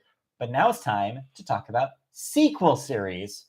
as there are new details about Game of Thrones sequel series in development that's centered around Jon Snow. But I thought he didn't know anything. Well, he doesn't know what's happening next. I guess not. We don't either. Writing on his blog, instead of writing in his book, George R.R. Martin revealed the project's working title is Snow. A little on the nose, dude, but okay. Emilia Clarke noted in an interview with the BBC that Kit Harrington is deeply involved with the project. Quote, "He has told me about it," Clarke says, "and I know it exists. It's happening. It's been created by Kit, as far as I can understand, so he's in it from the ground up. So what you will be watching, hopefully, if it happens, is certified by Kit Harrington." How much does Emilia Clarke actually know about this? The author also said he's involved with the creative side. Quote, "I am involved just as I am with the Game of Thrones prequels in the works, The Hedge Knight and the Sea Snake and 10,000 Ships, and all the animated shows," he wrote. Quote, "Kit's team have visited me here in Santa Fe and worked with me and my own team of brilliant, talented writers/consultants to hammer out the show again instead of writing your damn book." Yes. So for those of you who wanted more Jon Snow, here's more Jon Snow. Here's more Jon Snow. Last we left him, he was going back up to the wall, and I don't know what the purpose of the wall being built is, because it was originally built to keep the White Walkers out, and then the White Walkers got through. So much for the damn wall. Walls don't work. Guess not. No. It's like Hades Town told me. Yep. Anyways, let's move on. Anyway, I have to tell you, we saw it Come From Away. Oh yeah, no, I'll have to talk about that. Yeah. I'll have to tell you about that. Anyway, that's it for that story. But you watched a couple of things, a couple streaming shows, Netflix and Disney Plus here. So what do you want to talk about first? We'll just wrap up the finale for Yes. Obi-Wan Kenobi, because that happened this past week. And I still a bit torn whether I actually like this. I liked it a lot better than I did Boba Fett. Okay. Or Mando Fett, because it turned into Mando 2.5. Yes. I liked it a lot better than Boba Fett. Whether we needed the Obi-Wan Kenobi story, I'm not sure, especially when... Need is a word. Need is a strong word. Strong word for anything these especially days. When it feels like it's made to fill in gaps of lore that may or may not needed to have been filled in, but then at the same time kind of formed its own gap in between it. Yeah, okay. Especially, so what we did was we watched the finale, and then we immediately turned on, because Disney Plus, episode 4, and showed like how it transitions right into it. And so there's a lot of different like neat lore stuff in there that you're like, oh, that's connected to here now. Now I get like where that's from. But had you not watched Kenobi, you'd be like, okay, it's just a thing. But now with Kenobi, it's a thing with lore. And that's kind of what Obi-Wan feels like, is that it's there to help propel more lore into episode 4, A New Hope, where there wasn't lore to begin with because it was the first film and they're kind of building off of it. Yeah. So this is Kenobi building in the lore within it of, hey, remember that ship Luke was flying around just handheldedly? Guess what? There's lore behind it now. Remember when like Darth Vader had that scar? Guess what? There's lore behind it now. Remember when this thing happened to like on this one planet? Guess what? Like it was just a single line, like throwaway line in episode 4. But guess what? There's lore now for it. Because of course there is. And it's part of like fitting the round hole into the square peg. That you mean the square peg in the round hole. I know what I said. Because you're already dealing with a finished product. So, as we do with most prequels, you have to get your hero to have influence on those already happened events. Mm-hmm. It's a paradox where you need this to actually happen because it exists in the future. Okay. And I'll get to paradoxes in a little bit because Umbrella Academy. Uh-huh. But for the most part, Kenobi is a lot better and a lot more easier to digest and understandable than other Star Wars projects that have come out. Yeah. That being said, Bad Batch season 2 gonna crush it. Just a reminder. The animated stuff is in a different league. Yes, it is. Yeah. And it well deserves to be in a different league, which is why I hate when Dave Filoni brings in his animated characters into the Star Wars universe. Like, no, keep them over here. I know it's his way of saying, but they're connected. Right. I'm going to connect them because I have that power. Well, I'm sure that's coming from the top. I'm sure that's saying, Oh, like, no, we yes. want all of this connected. It's, hey, like, please include at least one character from your animated show into these things. Yeah. So we can say that the animated show is connected and make people go watch it. Yep. But overall, so yeah, you said it was like probably the better of these series, at least like cohesively. Like cohesively, yes. So now I feel I need to talk about Ravenna in here, third sister. Okay. We're gonna start with you as the main villain, but then we're not gonna give you the main villain title because we brought in Darth Vader, who is the main villain. Yes. And I feel like they did her dirty.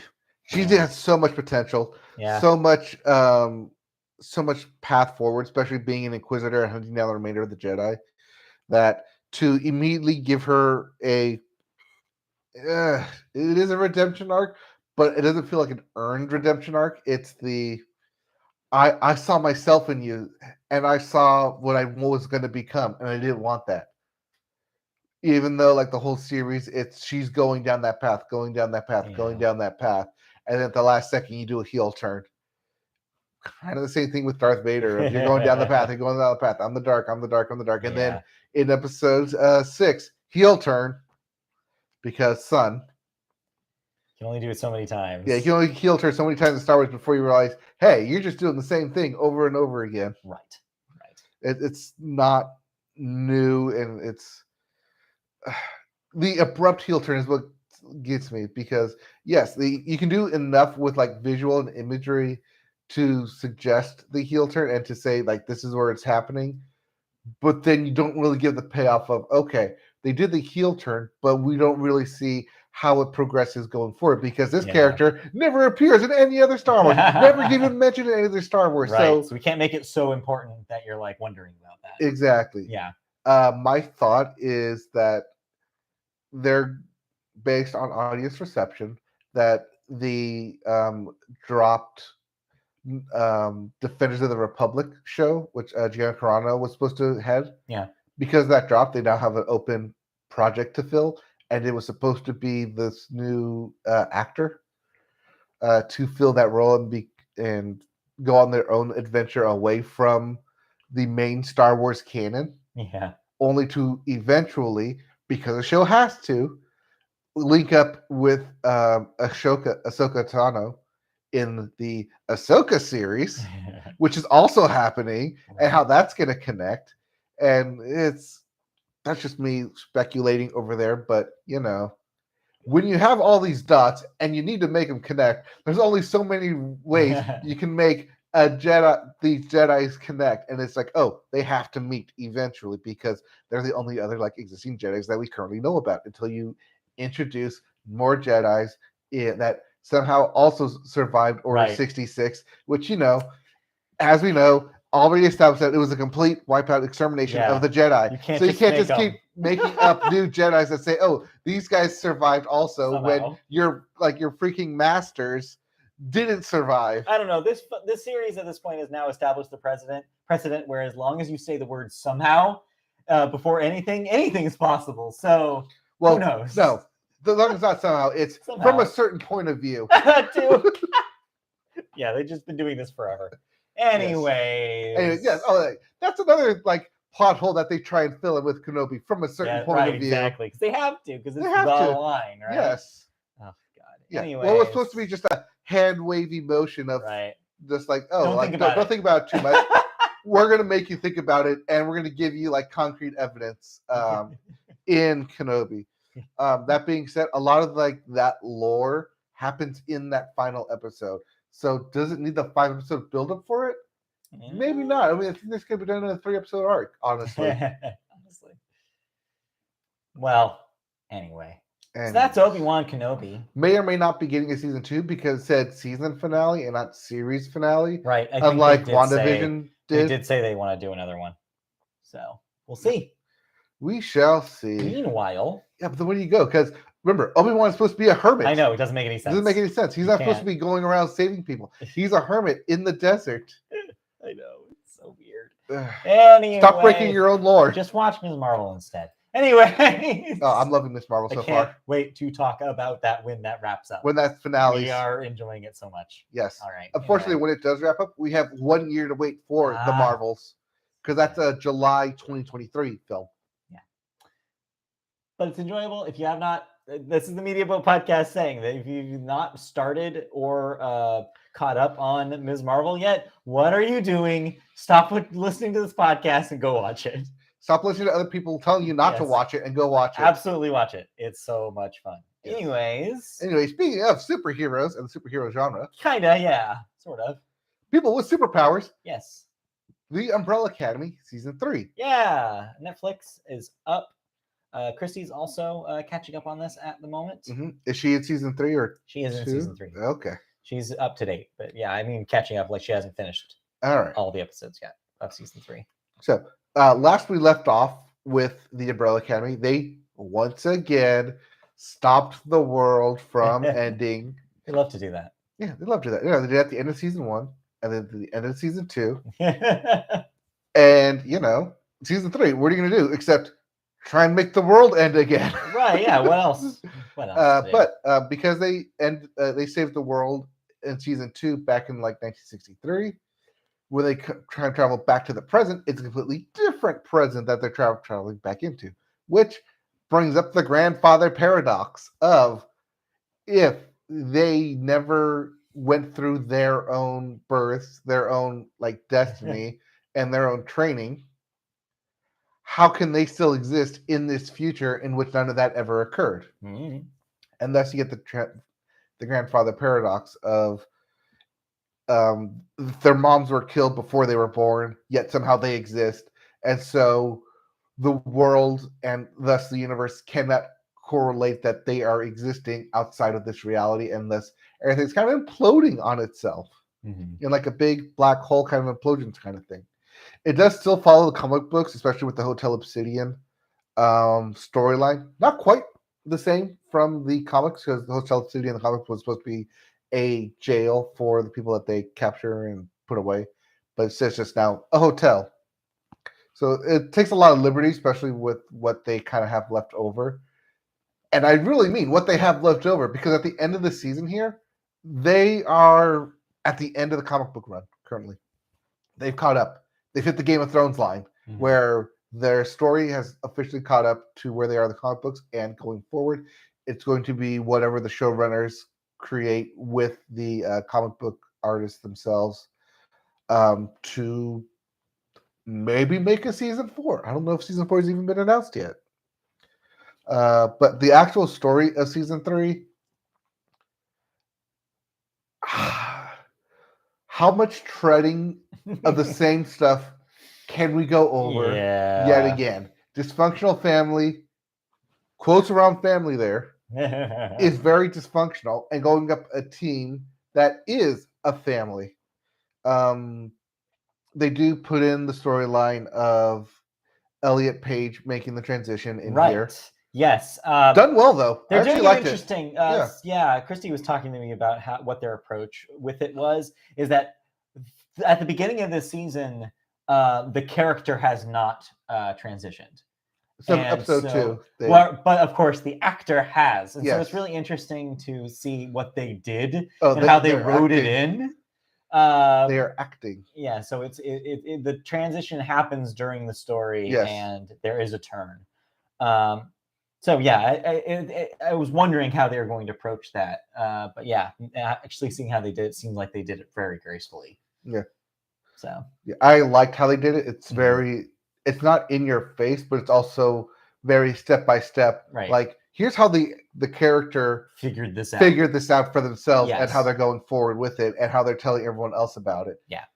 And there's a moment there where like someone does dead name, but they do it on accident because they've been away and they don't know that this has happened. Right. And then they immediately get like reprimanded and like, well, this happened while you're gone. It's like, well, what else happened? Like, oh, this happened and this happened, this happened. They get all caught up. It's right. Like, it's part of it. It's part of like getting everyone on the same page in the same universe. But once they correct that, going forward, no one ever does it again. It's a very gentle way and realistic, I think, general depiction realistic of how way. that would happen in this situation in real Especially life. like when you don't see someone for very long, and then all of a sudden you see them, and it's like, Yeah. oh, I'm this new person now. And Not new person. I'm now who I've always been. Goes to show you that when you make something about somebody's experience, having somebody who lived that experience there in the room to consult is very important. So you get that very realistic version of probably something that happened to Elliot in his life. Yes. Where he probably had that conversation with somebody and had to explain what happened.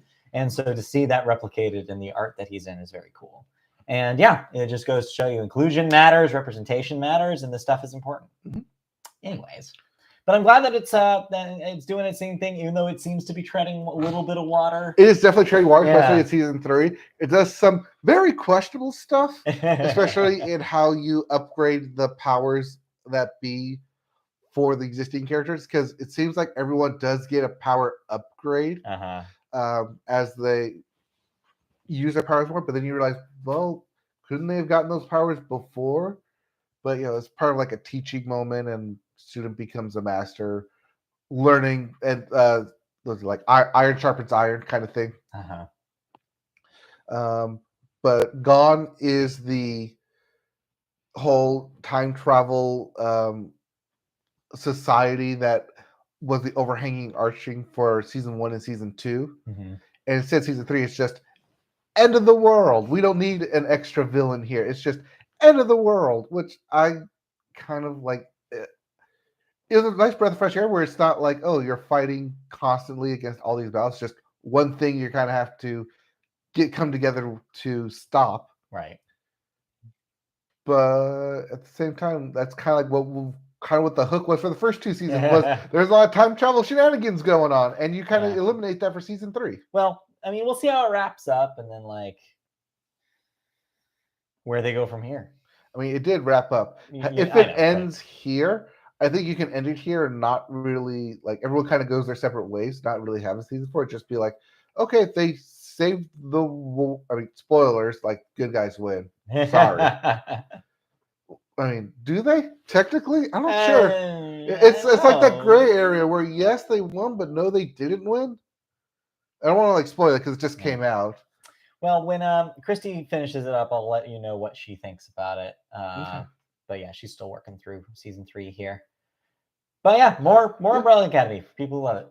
So. I think it does one of those. It does hit the ending well, where it's like they win, but also no one wins, and yet everyone wins. So it's really weird, interesting to have that as a finale, and yet somehow work for the Umbrella Academy of like what they've been working for the past 3 seasons. Well, we'll see what they do next. Anything else in the world of television before we move on?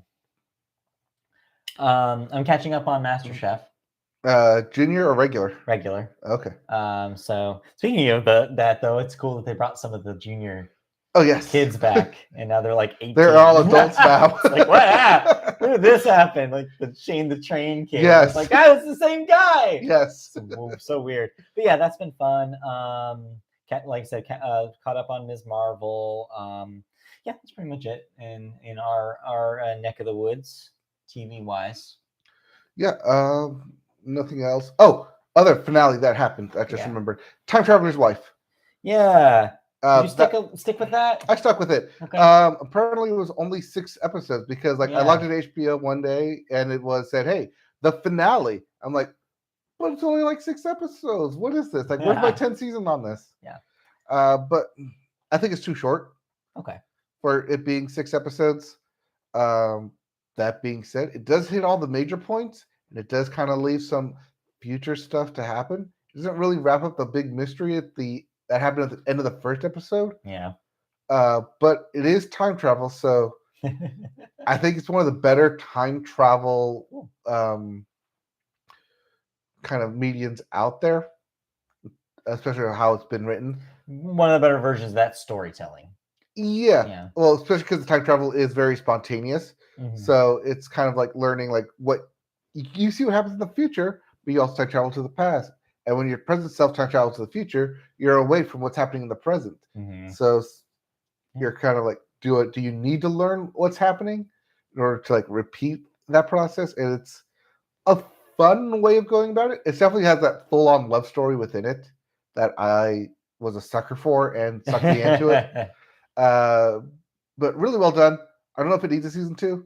It kind of like leads everything off in like a nice way, but at the same time, it's there are definitely some stories they can definitely go into. Oh, I'm sure. With season 2. Okay. It's not something I've been watching, but a couple of PSAs for some animated shows. The end of Amphibia is now available on Disney Plus. So if you missed the Disney Channel run, now you can catch up and see the finale. So I hate that it was only 4 episodes past the bomb Right. that they dropped. Yeah, you had to wait. So yeah, if you miss that, now you can watch the finale on Disney Plus. Mhm. Then also, season 2 of Tuca and Birdie is finally on HBO Max this week, Yes. which is perfect timing for people to catch up for season 3, which is July 11th. Note about that as well, it will still be on Adult Swim at midnight, but the day after, it will be immediately uploaded on HBO Max from now on. So if you do not have cable, but you do have HBO Max, you can now watch the new episodes of Tuca and Birdie just a day late. Just a delay. Yeah, just a day delay. So all right, so if it's cool. on the 11th, yeah, so you will be able to watch it every Tuesday after. Every Tuesday. So okay, that's very cool. I'm glad they're doing it that way, so more people can see Tuca and Birdie. Because hey, I said it last year, and I'll say it probably again this year. It's the best show on television. If you say so. according to me. According to you. All right, let's move on then into cancellations and renewals. What am I no longer watching? No longer watching, as opposed to what you're looking forward to. This is a very 2022 sentence. Woke got canceled. To be specific, the television show Woke got canceled, as in there will be no more episodes of it after season 2 on Hulu. Killing It will get a second season on Peacock. Dark Winds will get a second season on AMC. Workin' Moms, with an apostrophe, will get a 7th season, but it will be its finale on Netflix. That is a Canadian broadcasting television show. Snowpiercer, its 4th season will be its finale on TNT. I believe we already knew that would be wrapping up. That was still a bubble show. Okay. But I mean, everything pointed to it being one more finale. It was either it was going to be the finale of the 3rd or the upcoming 4th. But yeah. Then one death this week: Brett Tuggle, age 70, a keyboardist who worked with Fleetwood Mac and David Lee Roth.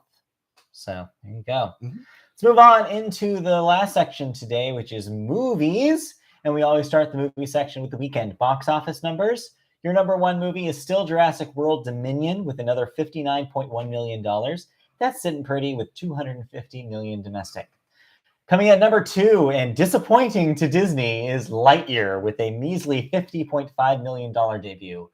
That not necessarily a bomb, but definitely underperforming for Pixar standards. I mean, this is Pixar not debuting at number 1. Right. What has the world come to? I mean, no one cares. No one cares. The thing is that we saw right away when they announced this thing. It's like, who is this for? And apparently audiences don't know either, because Lightyear's not doing the numbers that they hoped it would. I still have problems with it as a concept. What do you think, though? Because I feel like this is an interesting thought experiment to try. What if this was in reverse, where back in March they did, or whatever month that was, they did put out Turning Red in theaters, and instead Lightyear was their direct-to-streaming one. Do you think that Turning Red would have done better than $50 million? Ooh. That's my question. I don't know. I don't think... You don't think so? Well, let's take a look at what was coming out in March. Right, I don't know what its competition was. Doctor Strange. In March, I don't remember if it was. Yeah, it would have been in March. I think Doctor Strange was the only other competition in March. I think it was you're right. Against Doctor Strange, it would have been demolished. Well, no, it would come out before it as the family alternative to it. No, but yeah, that would be Disney competing with themselves. Yes. I don't know. I honestly don't know. That's why it's an interesting thought experiment, because I want to believe that it would have done better, but there's no way of knowing. Mm-hmm. Well, they figured summer release that you put it back later. It's got the Toy Story backing behind that. People know the name Lightyear. Yeah. It's got a lot of check marks, which as we talked about here, that in a business You're going to look for the check marks of like, okay, but this works, this works, this works. Get the guarantee. But I think this proves it that that's not necessarily a guarantee. And we'll get to that in our little news bits here. We will. But before that, let's round out your top 5 here. Number 3, Top Gun Maverick made another $44.6 million. That's sitting at $466 million domestic. I think we can safely say that is your movie of the summer. Yes. Number 4, Doctor Strange in the Multiverse of Madness, another $4.4 million. 405 is that total right now. It's going to teeter off because Doctor Strange in the Multiverse of Madness now available on Disney Plus. And number 5, Bob's Burgers movie hanging in there with another $1.1 million. That's at a respectable 29.8. I honestly don't think they expected it to make more money than this. That will be going to HBO Max. Yes, and where it will make up a lot more money that way. Yes. Upcoming this week, if you're not sick of Elvis and you don't want to see that again, we have a couple of big releases for you. Mr. Malcolm's List, which appears to be, I'm not sure what this is. A period drama piece. So there you go. Yeah. This said wide release. I don't know what it is, but it's there. But honestly, the big release though is, of course, Minions. The Minions are back in Minions: The Rise of Gru. Mm-hmm. So if you have children, you're seeing this next week. Sorry, I'm just here to break the news to you. You are going to be in a theater watching Minions with a bunch of children. Or you just put on Minions 2 and on TV and let them think they're watching Minions 3. Yeah, maybe. Who knows? All right, let's move on to our first news story for film this week. CineEurope. If you don't know what CineEurope is, then you're in the U.S. Yeah, well, it is apparently a European, basically, film expo, right? Yes. Yeah. So we have CinemaCon here that takes place in Vegas. Is the equivalent to that. This is the equivalent of that in Europe. So we have some bits for you coming from the CineEurope stage, I guess, even though there probably isn't conferences. A stage. Yeah.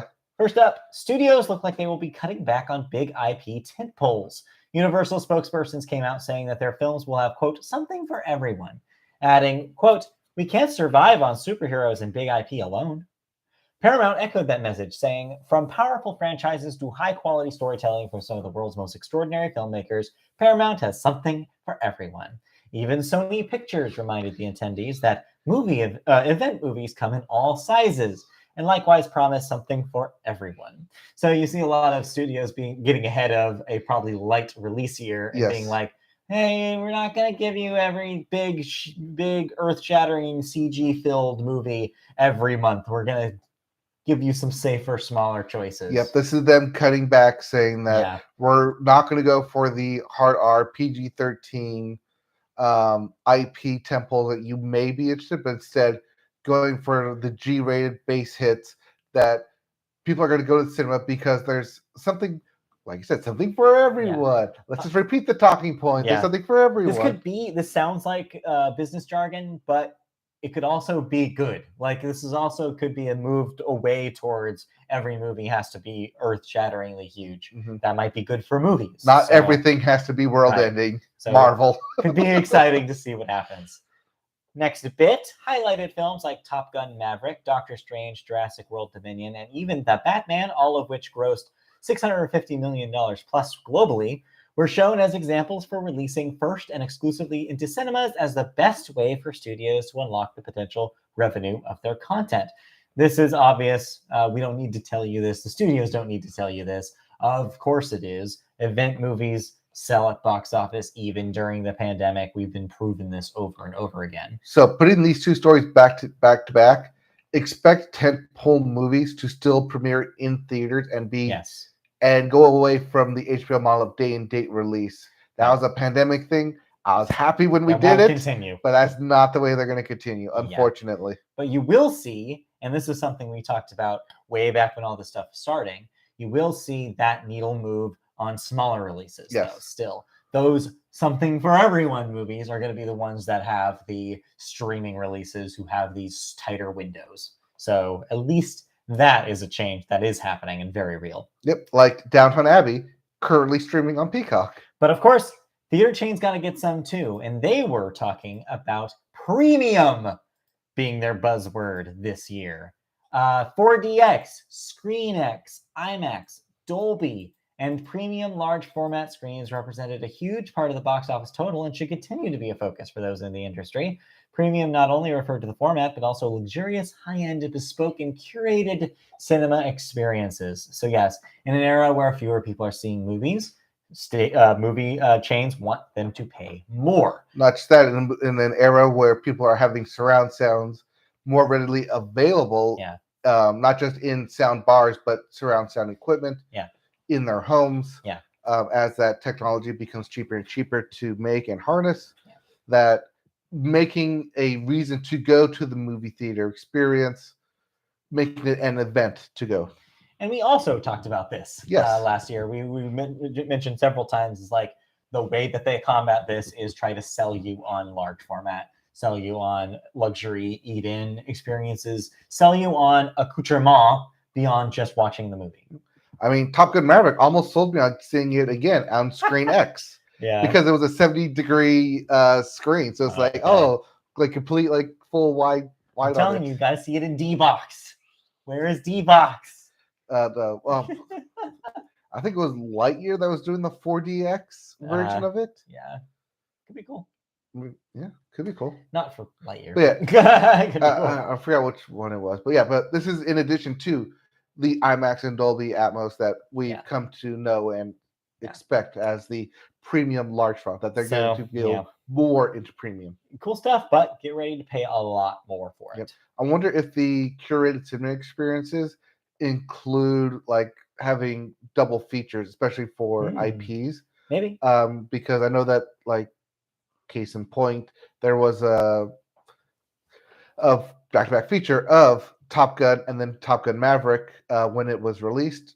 Thor's doing the same thing. We're going to see all three Thors going into Thor 4. A lot of Thor. They call it the greatest of all Thor. That's funny. All right. Anyway, but yeah, events like that where you can pair it with previous films in their catalog, but that is only for IP events. I wonder, maybe this should be thinking out there, if they do any double features, bring those back. Yeah, that'd be neat. Still do it in drive-ins. Yeah. All right. Next up, just a wrap up of other talking points included during this CineEurope experience. Of course, the China marketplace. I'm sorry, these are absent talking points. Oh, absent. Sorry, you said ascent, and I thought there was like, are they ascending? Oh no, sorry. There's a B in there. All right, absent. So stuff that was not talked about, notably gone from the conversation, were the China marketplace, a hot topic lately. Russia no longer remitting receipts back to U.S. content providers. Actor legal troubles, including Johnny Depp's, Amber Heard's, and Ezra Miller's. We have not even gone into, waded into what this trouble that they are causing lately. There's too much of a can of worms for us to get into. And fully addressing relationships with independent theater owners and the rising cost of living around the world. But hey, you know what? There's always stuff that they just don't have time to get into when you're trying to sell people on IMAX screens. When you're trying to convince people to come to a movie theater and buy your IPs, you know, you kind of don't want to say that, oh, like, buy our IP, but we can't get it into China, or Russia's not telling us what's selling good over there. Yeah, what are you going to do? Or, you know, actor troubles, like, you don't want to, I don't know what Warner Bros. Is even going to do with the Flash film. I honestly, they said that they were going to just do it anyways. There was too much to change for them to take Ezra out, but the story keeps getting worse and worse and worse every week. Mm-hmm. And so, do they just shelve it? This is what they do. I don't know. They make 1,000 copies. They go into the middle of the New Mexico desert. They dig a pit. Bury it next to ET. Bury it next to ET. Yeah, who knows? Anyways, let's move on. You watched a couple of movies. I watched a couple of movies. So for Father's Day, my father had the option. What? Provided with the option. Yes. Do you see Lightyear or do we see Jurassic World Dominion? Okay. Guess which one he picked? Not Lightyear. Yes, because Lightyear was seen as a kid's movie. Yes. And I'm not a kid. No. And he's the one that'll be reminded of taking me to the movies as a kid. So instead we saw Jurassic World Dominion. Right, yes. And there's ideas there. Okay, all right. I like ideas. There's good ideas there, but at the same time, this is the 6th film Yeah. in the Jurassic franchise. How many times do we have to get the idea that messing with genetics is a bad idea? a and you bad shouldn't do idea? it? Even if you have the good intention, there's always going to be a corporation out there that's going to take what you've done as something good and turn it into something bad. Right. How many times do we have to be reminded of this? 6, apparently. I mean, I guess At least. At least. How many times do we have to be reminded that both the new cast and the old cast exist in the same world, that Yes. the same Jurassic World? Jeff Goldblum, still around. Yes. Still trying to be sexy Goldblum. Still finding a way. Yes. There's a lot of good ideas, a lot of good check mark boxes on here. It's like, yes, you have the old team and the new team meet up. You have checkbox of like aerial combat here with dinosaurs. You have chasing with dinosaurs and raptors because we like chasing around raptors, chasing people on motorcycles. That's why you buy the ticket. Yeah, there's a lot of good checkbox marks in here, but the actual like overflowing story does not quite work, especially when you're trying to take what was from Fallen Kingdom and move forward with those stories of the dinosaurs being out in the world. Now you got to try and herd the meat-eating ones into one location because we can't just have them out terrorizing normal people. The herbivores are fine, but not the carnivores. You need to... It also kind of follows on the genetic clone from Fallen Kingdom as well.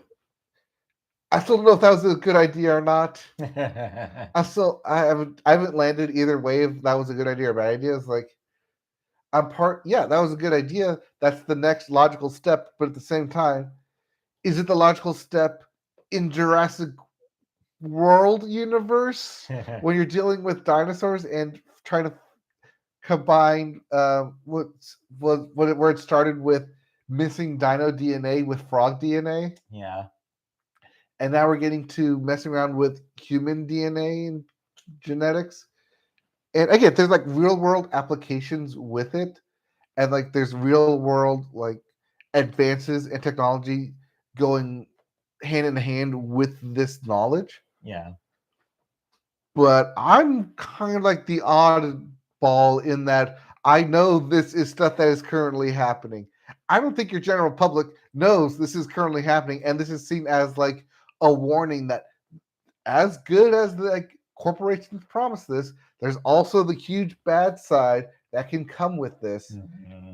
And it feels like it's trying to both raise awareness about this rising threat that may or may not exist, but throw dinosaurs in it so it's not like actually affecting humans, it's affecting dinosaurs.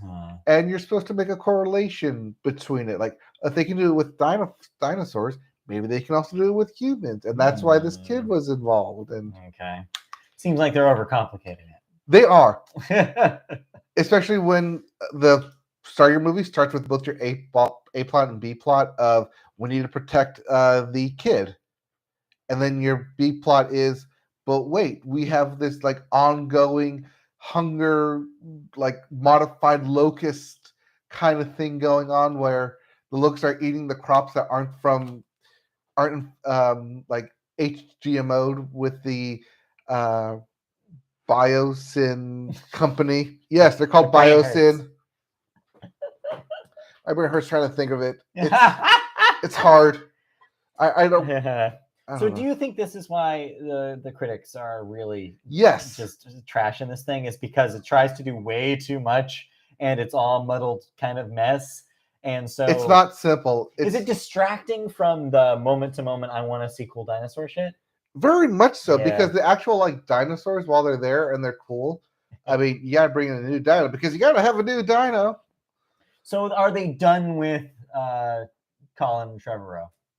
Yes. You think this is it? Yes. You think that this is him? Like they gave him too many tries and now he hasn't proven himself? I don't think it's too many tries. I think it's well, no one else can figure out what you want to do after Fallen Kingdom. Right.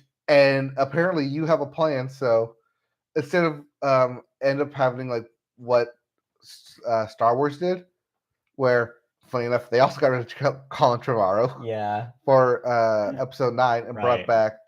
back J.J. Abrams to try and fix his mess that he started with episode 7. This is just Colin Trevorrow being given the just finish it, just make sure you hit these check marks and we'll be good. Yeah.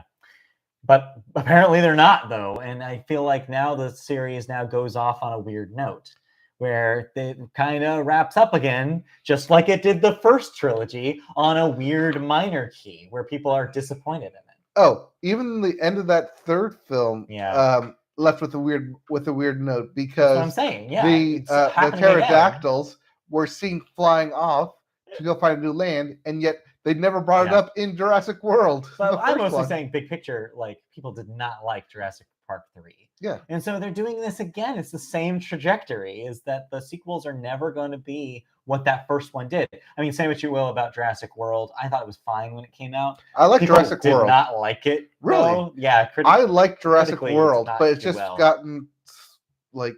I really liked Fallen Kingdom, though. I'm that weird guy who was like, this is good. Yeah, I didn't like Fallen Kingdom. I dug it. It felt too much monster in the house. That's what I loved about it. That's what you loved about it. Is because they were like, no, this can be whatever we want it to be. We're going to have fun with it. To me, it's the last Jedi of the Jurassic Park franchise. They were just like, no, we don't have to follow these arbitrary rules of what a Jurassic Park movie should be. Let's just make a fun horror movie with cool ideas. For me, that just means that they took the kitchen scene with the raptors and made it a movie out of it. That's great. But they had to front load that movie with getting the damn dinosaurs off the island. I know, but I enjoyed what it was because it tried things. And it seems like this one is a little safer and suffers because of it.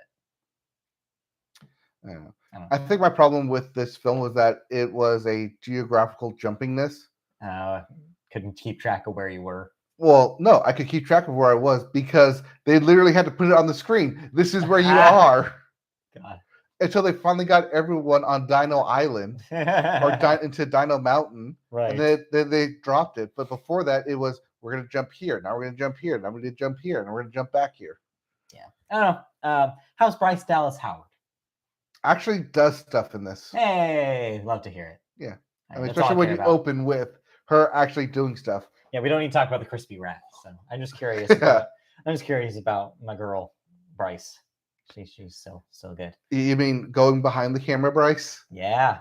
Hey, good for her. Yeah. Really branching all sorts of things. Worked for her dad. Worked for her dad. All right. Let's. I mean, we all know that's because her dad wasn't cute anymore. Aww. He lost the cute young at a very young age and became the Peter Pan behind the camera. So that's also behind the camera stuff.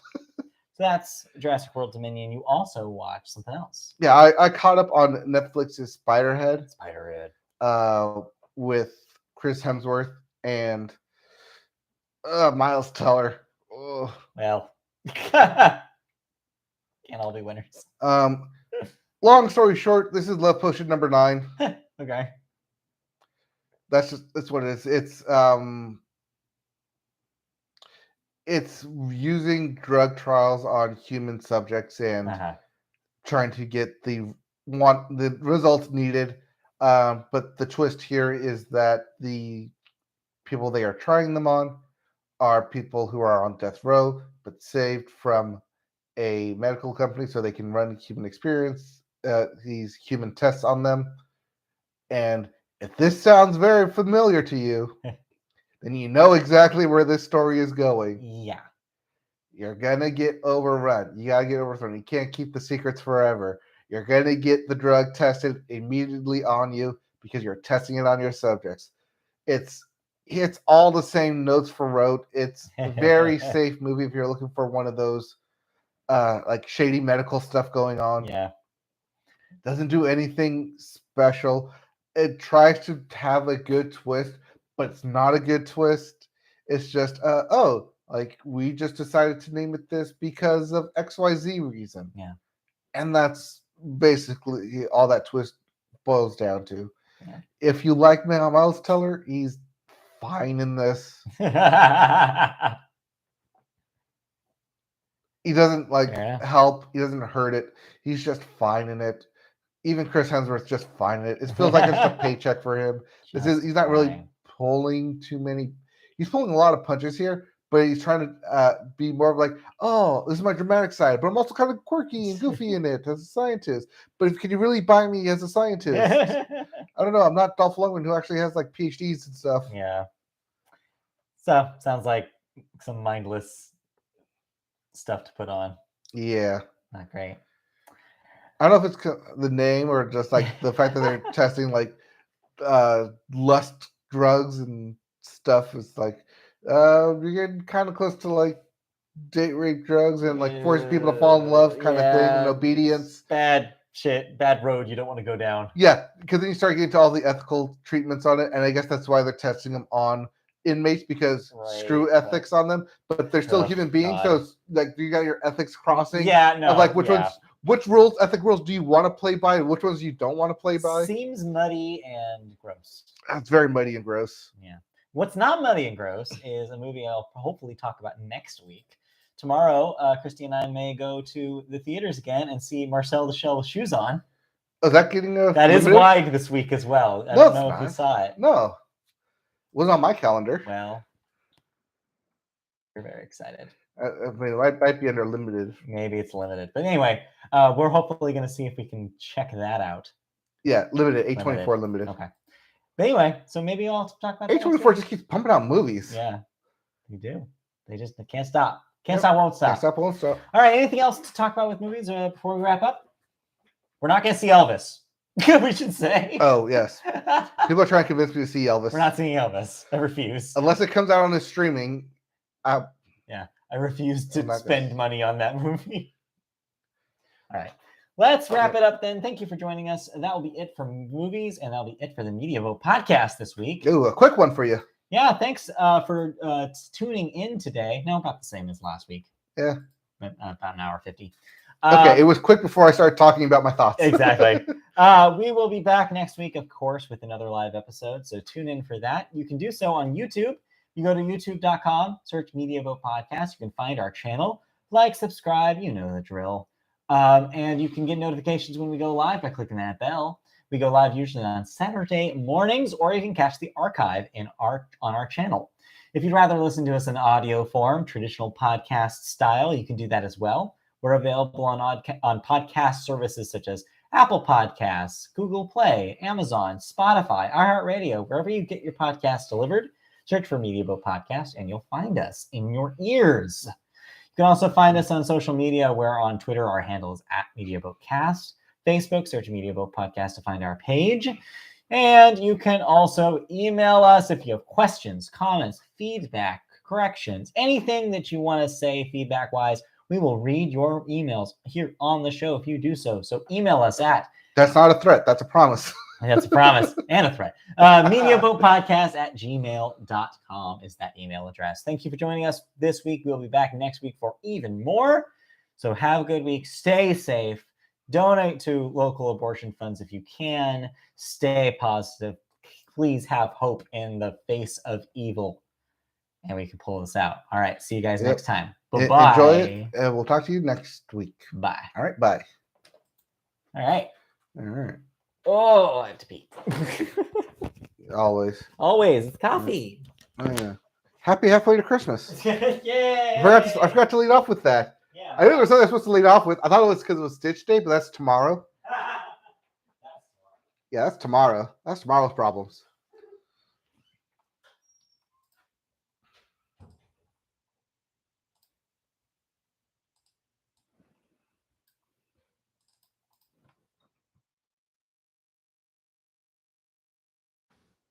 Oops, bye.